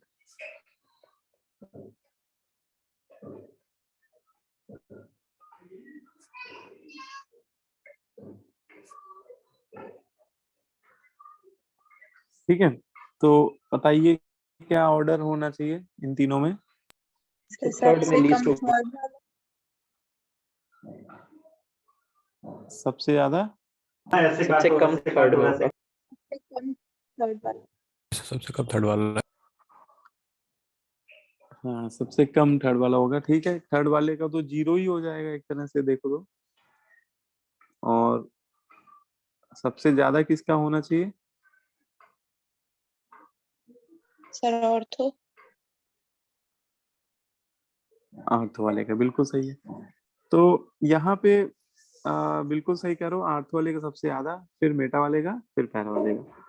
ठीक है, तो इसको ऐसे समझिए, देखो बेंजीन का अपना डाइपोल मोमेंट तो 0 ही होता है। बेंजीन रिंग का डाइपोल मोमेंट 0 होता है। तो बेंजीन जब भी दिया जाए आपको तो उसको एक पॉइंट मान लो, मतलब उसको एक सिंपल एक पॉइंट की तरह ट्रीट करो। अब इसमें जो डाइपोल में डेवलप हो रहा होगा वो कार्बन और क्लोरीन के मूवमेंट की वजह से हो रहा होगा। तो एक वेक्टर यहाँ डेवलप हो रहा है, एक यहाँ डेवलप हो रहा है। अब इन दोनों का रिजल्टेंट आप देख लो, एक म्यू यहाँ बना दिया मैंने, एक ये बना दिया। और आर्थो पोजीशन में इनके बीच का अगर एंगल देखोगे तो ये आएगा 60 डिग्री, है ना। तो जब भी बेंजीन में कोई भी दो ग्रुप आर्थो पे अटैच्ड हो एक दूसरे के रिस्पेक्ट में, तो उनके बीच का एंगल 60 होता है। तो यहाँ पे जो रिजल्टेंट आएगा वो रिजल्टेंट बनेगा म्यू म्यू म्यू का 160 पे निकालोगे तो म्यू रूट 2 आएगा मेरे ख्याल से, है ना। ये चाहो तो आप एक वो फॉर्मूला भी याद रखोगे, जैसे ये फॉर्मूला आप लोगों ने फिजिक्स में पढ़ा भी होगा। जैसे दो वेक्टर हैं F1 F2, तो उनका रिजल्ट अगर दोनों के बीच का एंगल थीटा है तो उसमें म्यूनेट हम लोग निकाल सकते हैं, mu one square plus mu two square plus twice mu one mu two cos theta, है ना। तो ये फॉर्मूला भी लगा सकते हैं हम लोग यहाँ पे, ठीक है। मतलब अगर एग्जैक्ट कोई पूछे तो, है ना, एग्जैक्ट पूछे तो एग्जैक्ट हम लोग निकाल भी सकते हैं।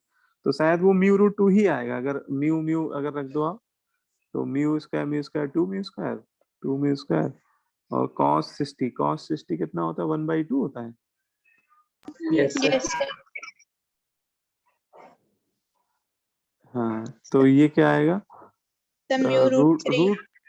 म्यू रूट 3 आता दिख रहा है, हाँ, क्योंकि ये आएगा म्यू रूट 3। ठीक ठीक, तो इसको लिख लो म्यू रूट 3, म्यू रूट 3। अच्छा, दूसरे केस में क्या हुआ, एंगल आप देखो तो बढ़ गया, है ना। दोनों क्लोरीन के वेक्टर के बीच का एंगल बढ़ के 120 हो गया, ठीक है। और दो वेक्टर अगर 120 पे अटैच्ड हैं, दोनों का मैग्नीट्यूड म्यू म्यू है, तो इसमें रिजल्टेंट भी म्यू ही आ जाता है। इसमें देखो कितना आता है 120 में, जरा देखो, मुझे याद आ रहा है म्यू ही आ जाता है 120 पे। तो म्यू स्क्वायर तो क्या हो जाएगा 2 mu square plus 2 mu square cos 120 minus 1/2 होता है ना। देखो म्यू याद है, तो यहाँ पे म्यू म्यू का रिजल्टेंट म्यू ही आ गया, ठीक है। और यहाँ पे तो खैर वो 0 ही होता दिख रहा है क्योंकि दोनों वेक्टर 180 पे हैं, तो यहाँ पे तो बेटा वो 0 ही हो गया, म्यू नेट 0 आ गया। तो एक तरह से ये भी समझो कि इस फॉर्मूले से एक रिजल्ट निकाला जा सकता है कि जैसे जैसे थीटा बढ़ेगा, as theta increases mu net decreases. जो नेट डाइपोल मोमेंट है वो इंटरनल एंगल के इनवर्सली प्रोपोर्शनल होता है। जब भी दो वेक्टर के बीच का एंगल बढ़ेगा तो उनका जो नेट रिजल्टेंट है वो घटेगा, है ना। लेकिन वही थीटा जो है 0 से 180 के बीच में होना चाहिए। ये रिलेशन तभी वैलिड है जब थीटा 0 से 180 के बीच में लाई करेगा। ठीक है, तो बेंजीन के लिए तो आप बोल ही सकते हो कि बेंजीन में थीटा या तो 60 होगा या 120 या मैक्सिमम होगा तो 180, है ना। Yes sir. बोलो भाई। Yes, तो sir. बेंजीन में आर्थो डेरिवेटिव का सबसे ज्यादा होगा, फिर मेटा वाले का, और फिर पैरा वाले का, है ना।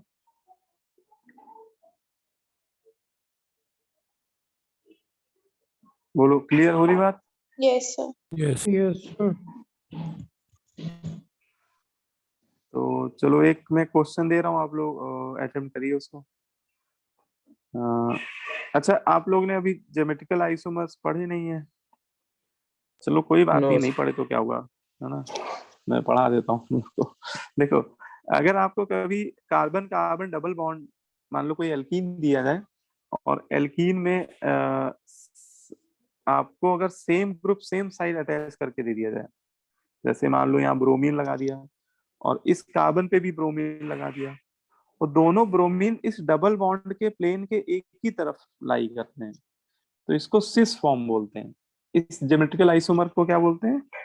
सिस, cis form. है ना, इसको सिस फॉर्म बोलते हैं। ये ज्योमेट्रिकल आइसोमर्स के दो फॉर्म होते हैं, सिस और ट्रांस भी होता है।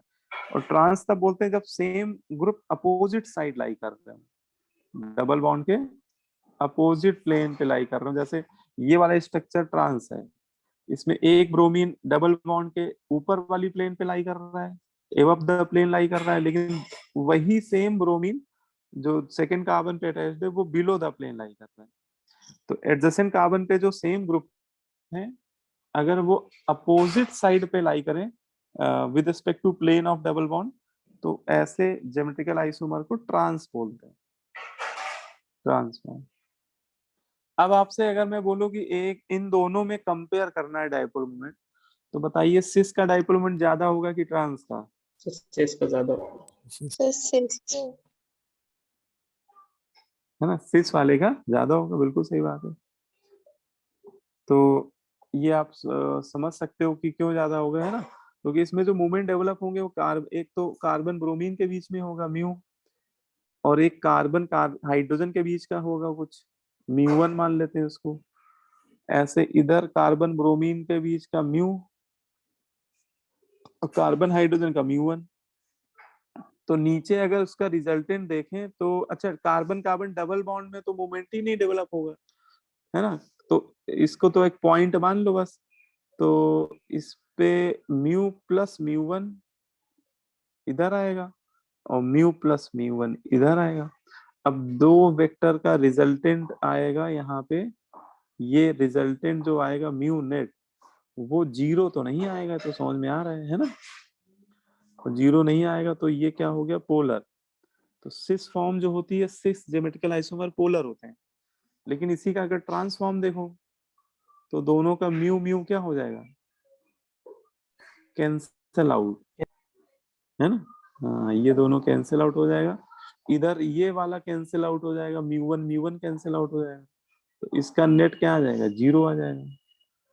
म्यू नेट निकालेंगे तो 0 आ जाएगा। म्यू नेट 0 आने मतलब क्या हो गया, ये नॉन पोलर हो गया। ठीक है, तो ये बस आइडिया होना चाहिए कि कई बार आपको हो सकता है क्वेश्चन में लैंग्वेज में भी बोल दे कि cis alkene is more polar than trans alkene, है ना। तो मतलब कि इससे आप समझ सकते हो कि हाँ ये स्टेटमेंट सही है। और एक बात और बता देते हैं आपको कि जिसका बेटा डाइपोल मोमेंट ज्यादा होता है ना, उसका बॉइलिंग पॉइंट भी ज्यादा होता है। ठीक है, जिस मॉलिक्यूल का डाइपोल मोमेंट ज्यादा होता है उसका बॉइलिंग पॉइंट भी क्या होता है, ज्यादा होता है। तो ये भी लिख लीजिएगा कि डाइपोल मोमेंट से मॉलिक्यूल की एक फिजिकल प्रॉपर्टी को भी एक्सप्रेस किया जा सकता है। वो फिजिकल प्रॉपर्टी होती है बॉइलिंग पॉइंट, है ना। अब जैसे आपसे कोई पूछे सिस एल्कीन का बॉइलिंग पॉइंट ज्यादा होगा कि ट्रांस एल्कीन का ज्यादा होगा, सिस। तो बोलते हैं कि सिस का ज्यादा होगा, है ना। हाँ, क्योंकि सिस एल्कीन का डाइपोल मोमेंट ज्यादा आ रहा है, तो वो ज्यादा पोलर है। और पोलर ऑर्गेनिक मॉलिक्यूल अगर है तो उसका डाइपोल मोमेंट ज्यादा है, तो उसका जो बॉइलिंग पॉइंट होगा वो भी ज्यादा ही होगा। सर ऐसा क्यों तो होता है? ऐसा इसलिए होता है, देखो जो ज्यादा पोलर होगा उसके एटम्स पे जो डेल्टा प्लस और डेल्टा माइनस चार्ज डेवलप होते हैं वो ज्यादा मैग्नीट्यूड के डेवलप होंगे, यस है सर। ना।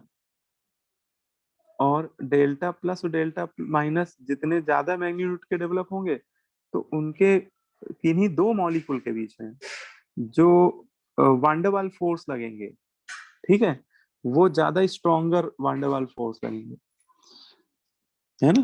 क्योंकि जो वांडरवाल फोर्स डेवलप होते हैं ना वो पार्शियल चार्ज की वजह से डेवलप होते हैं। जब किसी मॉलिक्यूल पे जैसे डेल्टा प्लस या डेल्टा माइनस ये जो पार्शियल चार्ज डेवलप हो रहे हैं, है ना। जैसे मान लो एक ए बी मॉलिक्यूल है, एक ए बी मॉलिक्यूल है, इस पे ए पे आ गया डेल्टा पॉजिटिव और बी पे आ गया डेल्टा निगेटिव। अब इसी का एक मॉलिक्यूल और ले लो मान लो, है ना, तो उसके बी पे क्या होगा, डेल्टा निगेटिव, ए पे डेल्टा पॉजिटिव। तो होगा क्या कि इन इसका ए इसके बी के जब सामने आएगा तो इनके बीच में क्या लगने लगेंगे, वीक फोर्सेस लगने लगेंगे। इन्हीं को क्या बोलते हैं, इन्हीं को वांडरवाल फोर्स बोलते हैं। इनको एक्सप्लेन किया था वांडरवाल जी ने, तो इन्हीं को वीक वांडरवाल फोर्सेस बोलते हैं। और उसको और अगर डिटेल में समझो तो ये जो वांडरवाल फोर्स है ये डाइपोल डाइपोल टाइप के हैं यहाँ पे, क्योंकि ये दो डाइपोल मॉलिक्यूल के बीच में डेवलप हो रहे हैं। दो पोलर मॉलिक्यूल के बीच में जब भी वांडरवाल फोर्स डेवलप होते हैं इन्हें ही डाइपोल डाइपोल इंटरेक्शन बोलते हैं। इन्हें ही क्या बोलते हैं, डाइपोल डाइपोल इंटरेक्शन। और ये डाइपोल डाइपोल जितने इंटरेक्शन जितने स्ट्रॉन्गर होंगे उस मॉलिक्यूल को बॉयल करना क्या होगा उतना ही डिफिकल्ट होगा, क्योंकि देखो बॉयल करने के लिए आपको ये बॉन्ड तोड़ने पड़ेंगे। जब तक ये बॉन्ड टूटेंगे नहीं, उनके वांडरवाल फोर्सेस जो हैं या डाइपोल डाइपोल फोर्सेस जब तक ये ब्रेक नहीं होंगे तब तक ये मॉलिक्यूल एक दूसरे का साथ नहीं छोड़ेंगे, ये जुदा नहीं होंगे। और जब ये साथ नहीं छोड़ेंगे तब तक है ना, तब तक वो वेपर फेस में नहीं कन्वर्ट होंगे, है ना। Yes sir. क्योंकि बॉयल होने के बाद कोई भी लिक्विड किस फेस में जाता है, वेपर फेस में, है ना। Yes sir. हाँ, तो जितने वांडरवाल फोर्स ज्यादा मैग्नीट्यूड के होंगे उतना ज्यादा उस लिक्विड को बॉयल करना डिफिकल्ट होगा, या वो बॉयल होगा भी तो बहुत हाई टेम्परेचर पे बॉयल होगा, ठीक है। तो ये इसमें थोड़ा सा बेसिक आपको पता होना चाहिए, है ना। बोलो भाई, इतने में कोई डाउट हो तो बताओ भाई। समझ में आ गया डाइपोल मोमेंट क्या होता है, निकालना समझ में आ गया सभी को।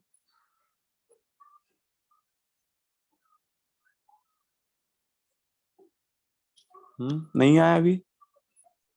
यस आ सर। गया सर। यस सर, आ गया। अच्छा अच्छा, मतलब बिल्कुल शांत हो गया ना तुम लोग, हमें क्या पता नहीं नहीं आया हो तभी नहीं बोल रहे हो।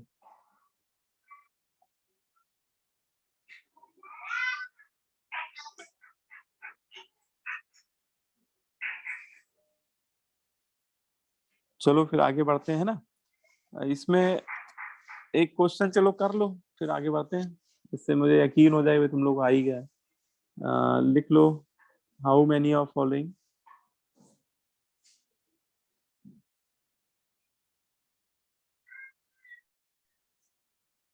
आर पोलर,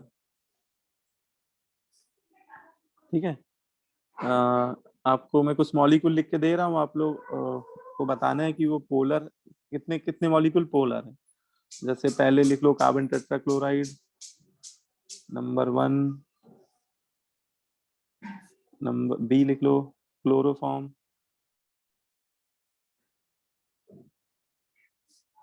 C लिख लो PCl5, D लिख लो PCl3, F2,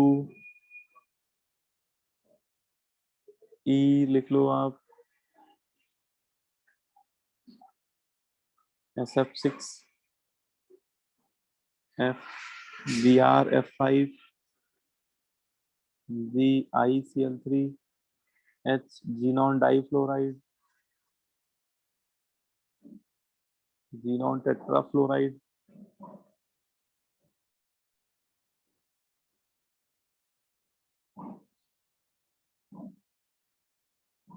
ठीक है। जैसे इन्हीं में आपको बताना है कि कौन कौन से मॉलिक्यूल पोलर है, और सबका शेप बना के ही बताइएगा, बिना शेप बनाए आप करोगे तो गड़बड़ भी हो सकता है।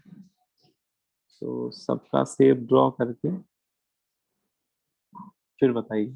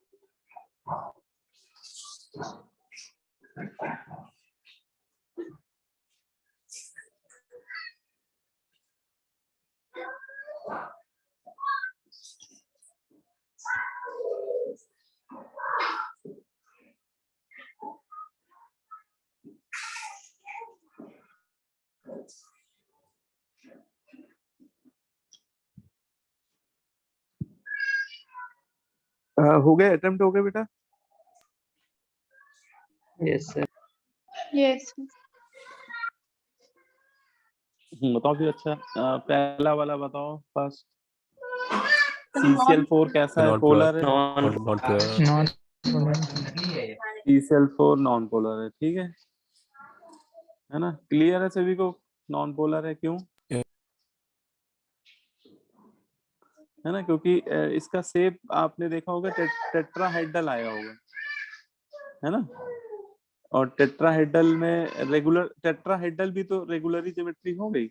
Yes sir. तो Yes. इसमें भी पॉलीगॉन थ्योरम लग जाएगा, तो इसका 0 आ जाएगा, इसके सारे वेक्टर कैंसिल आउट हो जाएंगे। अच्छा दूसरा क्या है? CCl4 सॉरी क्लोरोफॉर्म कैसा है? Polar. बोलर हाँ, तो ये पोलर हो जाएगा। इसका भी शेप टेट्राहेड्रल ही है, लेकिन अब इसमें रेगुलर ज्योमेट्री नहीं होगी, क्योंकि इसमें 3 वर्टिसेस पे क्लोरीन है, 1 पे हाइड्रोजन है, तो इसमें रिजल्टेंट 0 नहीं आएगा, है ना? ऐसा समझ लो कि इसका म्यू म्यू म्यू का रिजल्टेंट वो Cl जो है ना वो कैंसिल नहीं, अगर Cl होता तो कैंसिल हो जाता, अदरवाइज वो जीरो नहीं आएगा। तो ये पोलर हो जाएगा। तो ये हो गया भाई पोलर। PCl5 क्या होगा, पोलर की non polar? Non polar. Non polar. Non polar है ना, तो ये सही है, जीरो इसका नहीं आएगा। अगला डी वाला PCl3F2। Non non polar. हाँ, ये भी नॉन पोलर आएगा। इसका आप जब शेप ड्रॉ करोगे तो वो ट्राइगोनल बाई पिरामिडल शेप होगा इसका, लेकिन इसमें बेंट रूल के अकॉर्डिंग आपको फ्लोरीन को रखना होगा एक्सियल पे और क्लोरीन रहेंगे इक्वेटोरियल पे। तो क्लोरीन का तो अपना जीरो हो जाएगा, म्यू म्यू म्यू, और फ्लोरीन का अपना जीरो हो जाएगा। तो इसमें म्यू नेट आप निकालोगे तो वो जीरो ही आएगा ओवरऑल, है ना। तो ये भी नॉन पोलर। SF6 कैसा होगा, polar non polar? Non polar. Non polar. Non polar.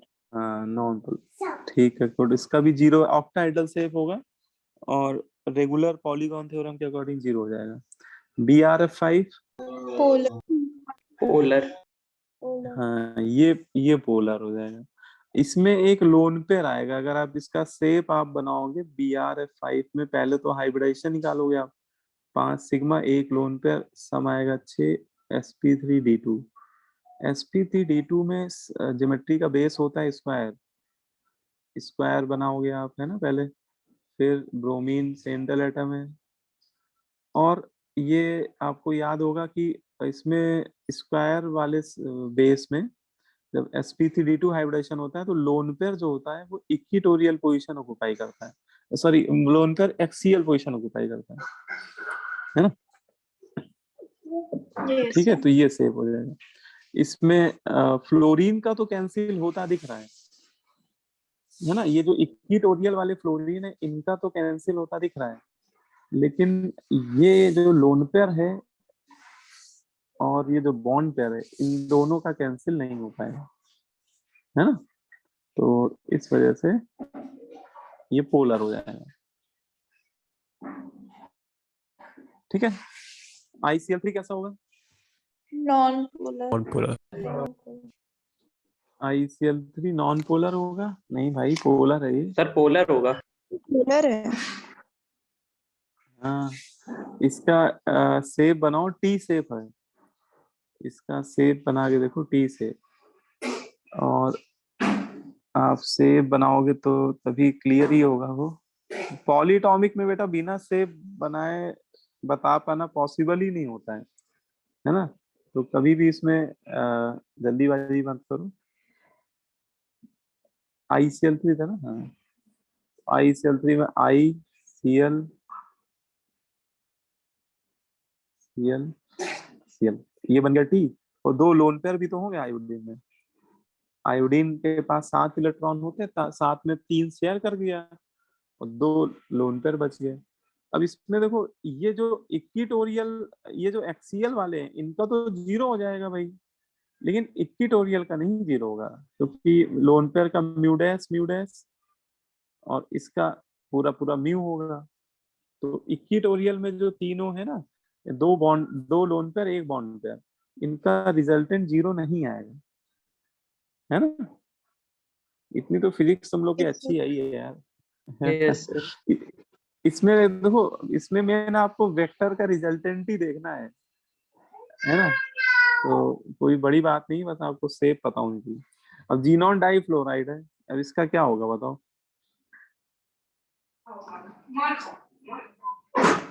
Xenon difluoride का, इसका शेप लीनियर होगा ना। जीनॉन डाइफ्लोराइड कैसा होता है? लीनियर। तो इसका फ्लोरीन का म्यू म्यू जीरो, और अब यहाँ पे जो लोन पेयर होंगे ना वो इक्वेटोरियल पोजीशन, तीनों इक्वेटोरियल पे लोन पेयर बैठ जाएंगे, तो इनका mu dash mu dash mu dash भी आपस में क्या हो जाएगा?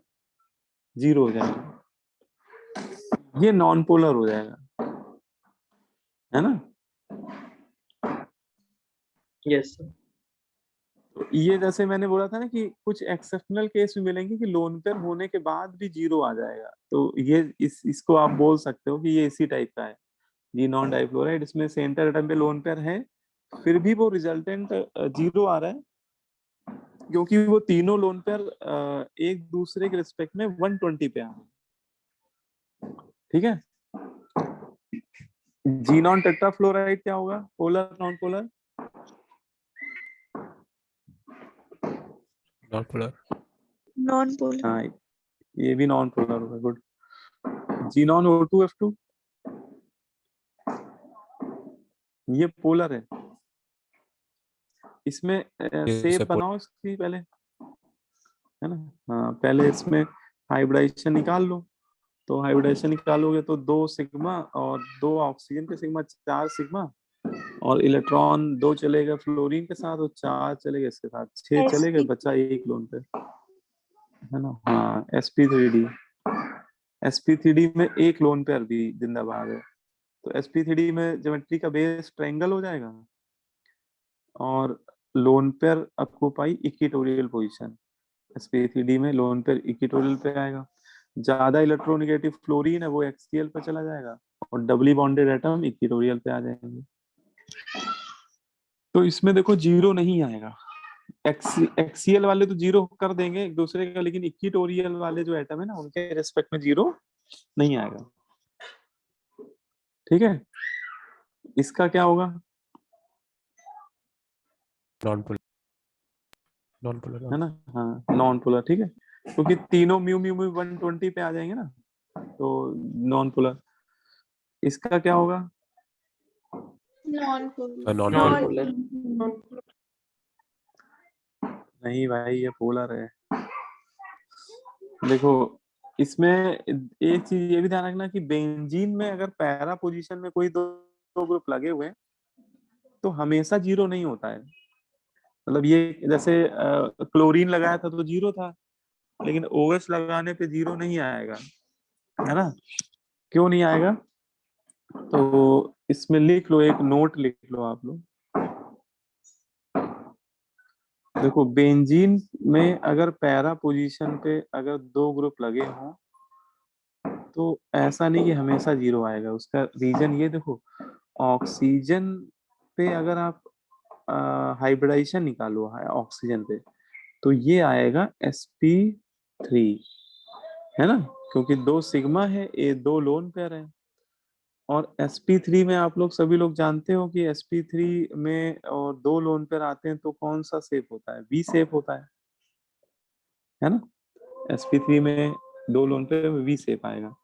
तो इस ऑक्सीजन के साथ जो हाइड्रोजन अटैच्ड होगा वो ऐसे नहीं अटैच्ड होगा। अगर वो ऐसे सीधे सीधे अटैच्ड होता तो म्यू म्यू जीरो हो जाता है। इसमें क्या है कि वो हाइड्रोजन बेंट हो जाएगा थोड़ा, हाइड्रोजन वाला बॉन्ड क्या हो जाएगा? बेंट हो जाएगा।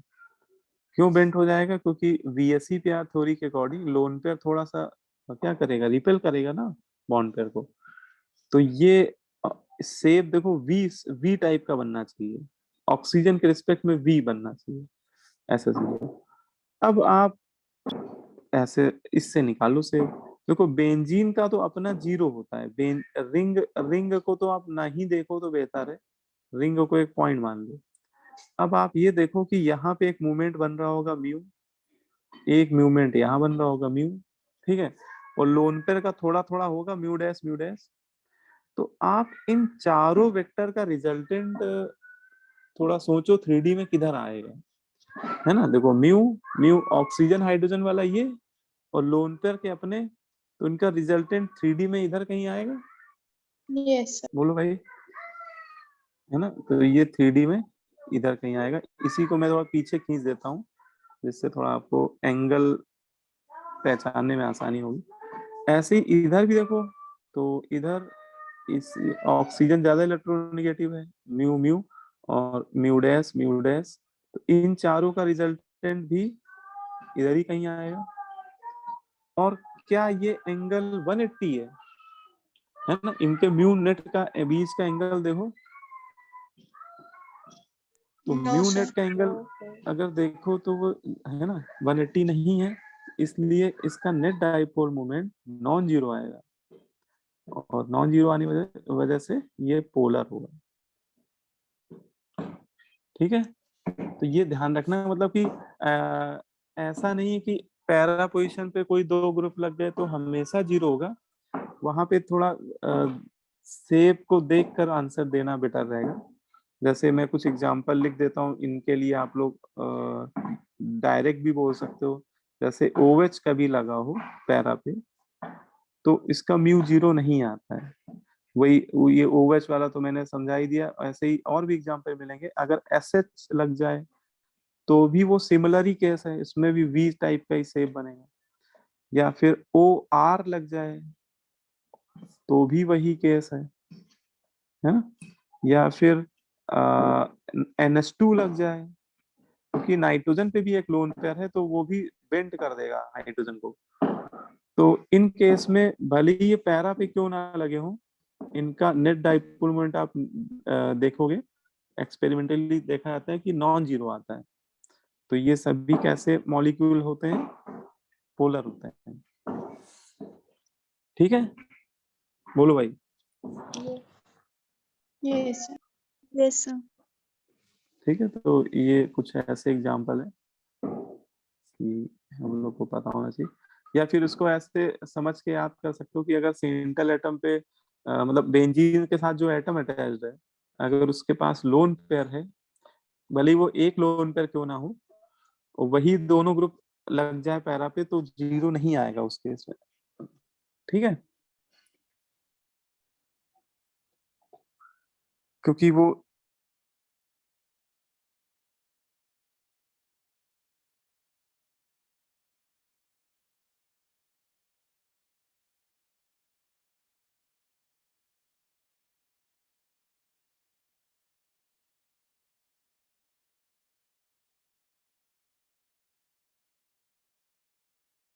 Sir, your voice is not coming.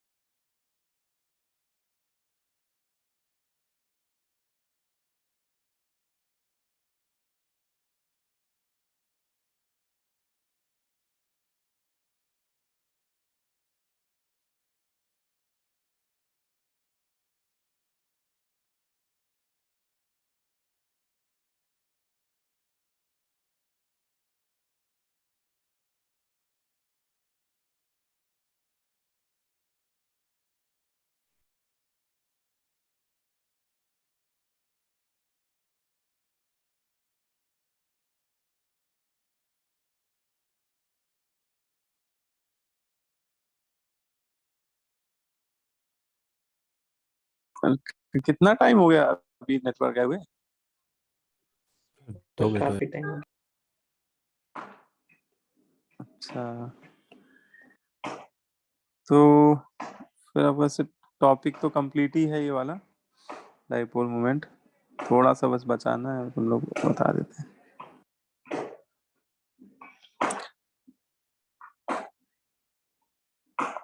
वैसे अगली क्लास में चैप्टर आपका कंप्लीट हो जाएगा, ओके सर। ठीक है। जो जो बचे हुए टॉपिक हैं वो अगली क्लास में, हाइड्रोजन बॉन्डिंग बचा हुआ है वो करा देंगे, और जो भी बचे हुए टॉपिक है वो अगली क्लास में करा देंगे। तो कंप्लीट ही है। तो इसमें ये एप्लीकेशन मैंने बता रहा था, वो नेटवर्क चला गया, आप लोग ये सुन पाए थे नहीं? No sir. Application No, of sir. Dipole No, moment. sir. ये दो एप्लीकेशन है जो कई बार क्वेश्चंस में पूछ लिए जाते हैं, है ना। एक तो एप्लीकेशन अभी बताया था कि higher the dipole moment more will be the boiling point. जैसे आपको कभी 2-3 लिक्विड दे दिए जाए और पूछा जाए कि उनके बॉइलिंग पॉइंट का क्या ऑर्डर है, तो बॉइलिंग पॉइंट जो होता है वो डाइपोल मोमेंट के डायरेक्टली प्रोपोर्शनल होता है, ठीक है। तो अगर हम लोग ये पता लगा लें कि किसका डाइपोल मोमेंट ज्यादा है किसका कम है, तो हम लोग उसके बॉइलिंग पॉइंट के ऑर्डर को तो बता ही सकते हैं, है ना। किसका बॉइलिंग पॉइंट कम होगा किसका ज्यादा होगा ये तो बता ही सकते हैं, ठीक है। एग्जैक्ट बॉइलिंग पॉइंट तो कोई नहीं बता सकता, लेकिन ऑर्डर बता सकते हैं हम लोग।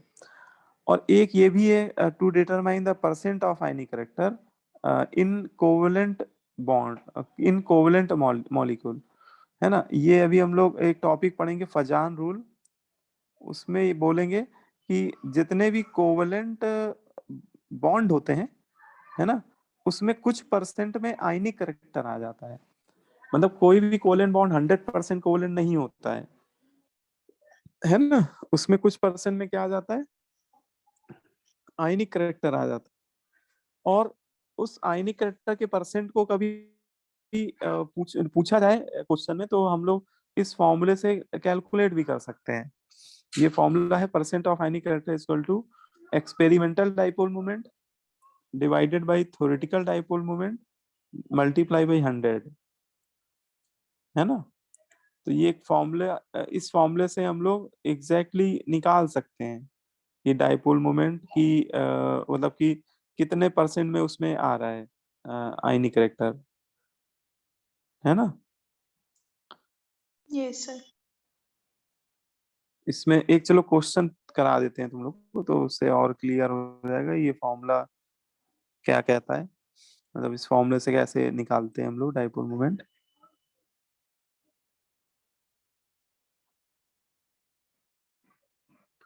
उसके बाद तुम लोग फिर संडे एंजॉय करना, है ना। Yes, sir. और सीट वीट अब जैसे पेपर जिन लोग के हो गए हैं वो लोग सीट वीट लगाना शुरू कर दो। सर वो chemical atomic bonding, sir discussion हाँ डिस्कशन हम सब कर देंगे, लेकिन आप लोग लगा के रखो लगा चुका। है ना। ये ना हो कि ऐसे मान लो केमिकल बॉन्डिंग हम बोले डिस्कशन के लिए, तो तुम लोग कहोगे अभी सर हमने लगाया ही नहीं है, तो ऐसा नहीं है होना चाहिए। आप लोग केमिकल बॉन्डिंग वाली सीट भी अब आपका ये है कि केमिकल बॉन्डिंग 1 2 3 4 4 तक तो लगा ही सकते हो, बस 5 में थोड़ा बचा हुआ है, वो आज नेक्स्ट क्लास में भी करा देंगे, तो पूरा केमिकल बॉन्डिंग आपका हो जाएगा कंप्लीट। और मेन जो केमिकल बॉन्डिंग है वो 1 2 3 में ही है, मतलब जो सबसे कोर वाला केमिकल बॉन्डिंग है वो बॉन्डिंग 1 बॉन्डिंग 2 बॉन्डिंग 3 में ही कवर कर दिया है उन्होंने। 4 5 में जो टॉपिक है वो बहुत ज्यादा इम्पोर्टेंट नहीं है, बहुत ज्यादा पूछे नहीं जाते, लेकिन वही है कि अ, पढ़ा दिए जाते हैं, लेकिन उनका बहुत ज्यादा वेटेज नहीं है। तो शुरुआत वाले अच्छे से लगाइएगा 1 2 3 तो ठीक है। अरे इसमें यार वही बात है, जब जो चीज ढूंढो उस समय नहीं मिलती है, जब नहीं ढूंढो तब मिल जाएगी। एक्सरसाइज 5 4 केमिकल बॉन्डिंग करके होगा मेरे ख्याल से, केमिकल बॉन्डिंग 4 में होगा मेरे ख्याल से। डाइपोल मोमेंट 4 में एमओटी है, एप्लीकेशन ऑफ एमओटी है, तो 5 में होगा फिर।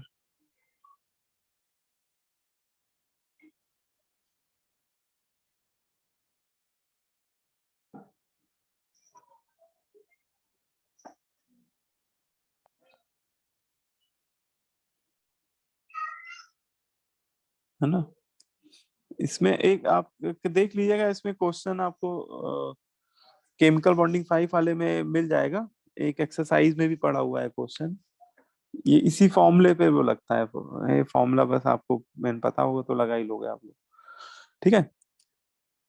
तो एक बार आप लोग कर लीजिएगा क्वेश्चन इसके, ठीक है। अब वो फाइल मुझे मिल नहीं रही केमिकल बॉन्डिंग 5 वाली, डाउनलोड करना पड़ेगा मुझे, ठीक है। तब तक आप लोग कर लीजिए, नेक्स्ट क्लास में जो बचे हुए टॉपिक है वो भी मैं करा दूंगा, तो आपका बॉन्डिंग कंप्लीट हो जाएगा इस वीक में।